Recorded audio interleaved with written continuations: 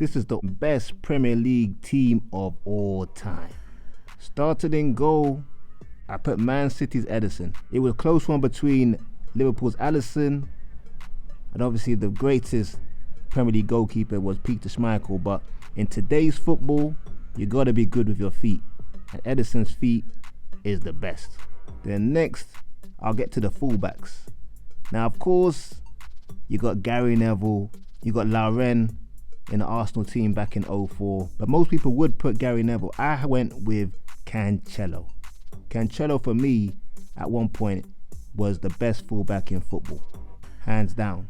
Quick, technical. Probably his worst attribute is his actual defending, but in today's football, it isn't actually that important as back in the day. Next fullback I got though, again a bit of an obvious one, but at the same time not the most appreciated fullback in English football history, and that is Ashley Cole.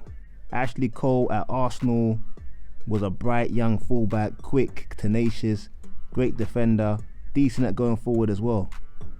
And Chelsea, he went up another level, obviously won all his medals, but again, not really spoke about enough. Clearly England's best fullback potentially ever. But let's get to the centre backs. And as much as the fullbacks need a good relationship with their centre backs, it's really the goalkeeper. So I'll take Ashley off and I'll take Cancelo off as well. I'll put the first centre back as the legendary Jaap Stam. Now Jaap Stam was actually colossal. He was quick, strong, intelligent defender, could tackle, had a presence about him, captain material. The only one I was going to put in instead of him maybe was Rio Ferdinand. And I think most people, or a lot of people, would put Rio in here before him.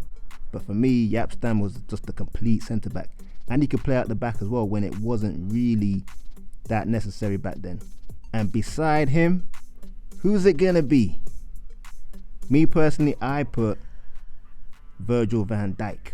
Virgil van Dijk, I know he's right-footed, but he always plays on the left side for Liverpool anyway.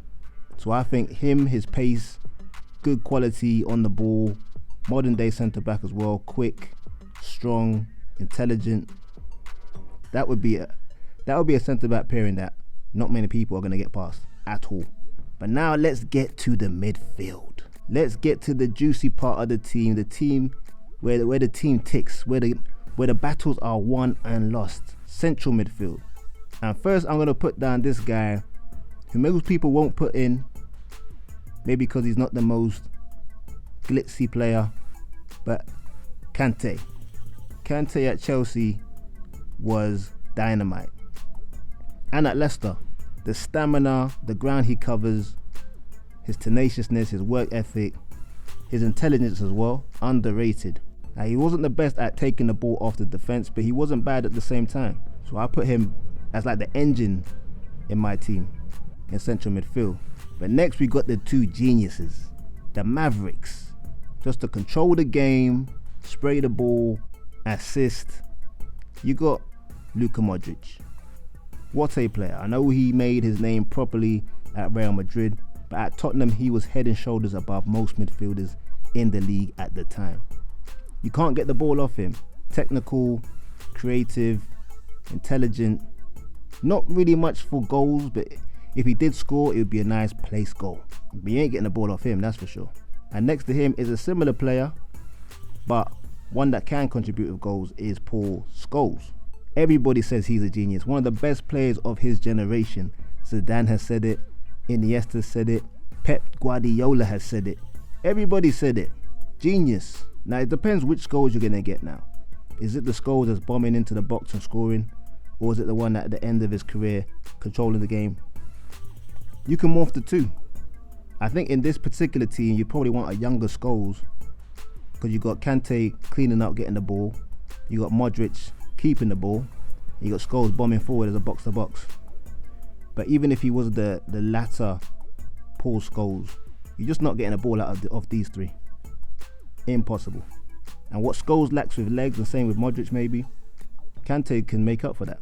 I mean, Kante played with Danny Drinkwater, so he could do it with Scholes and Modric. But that's my midfield three. That's where you win and lose football games. Very pivotal part of the pitch. But once again, let's get rid of these three genius players, these legends, and let's get to the attack. We'll take off Kante. We'll keep Modric and Scholes there for now. And first of all, who I'm going to put down, very obvious, but maybe the position isn't obvious. I'll put down Cristiano Ronaldo. I've got Cristiano on the right. Yeah, we all know he's best on the left, cutting in, smashing a shot into the top corner from 40 yards out. But Cristiano Ronaldo has to be on the right for me, just so I can play somebody else in the team. We'll get to that person next. But Ronaldo on the right, he can still score from his left foot. How many goals he scored with his left? The guy's either-footed. So I've got him on the right-hand side. He can cross a ball. He can still get past the defender. Well, he definitely could shoot and score with his right foot and his left foot.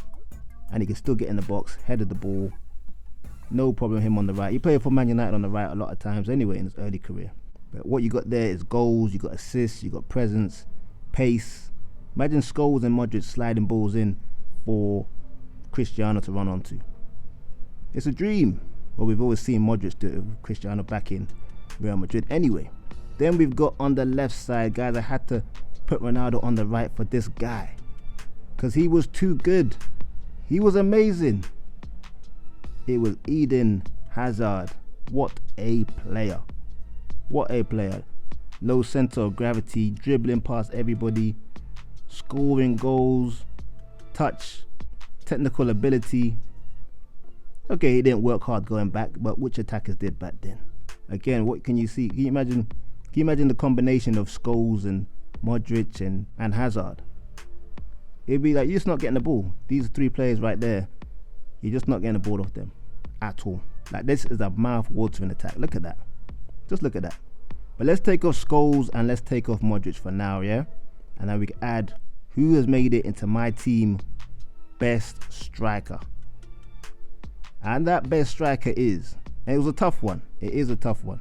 I had people like Alan Shearer, who was one of my favorite strikers when I was younger.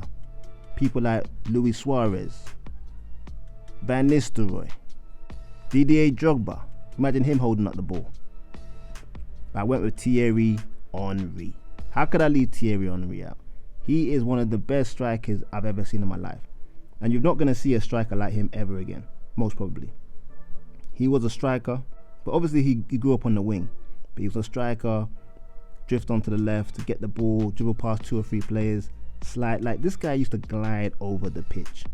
He didn't even run, he kind of floated. What a finisher. Long range, short range, that typical Henry finish, curling it around the keeper into the bottom corner.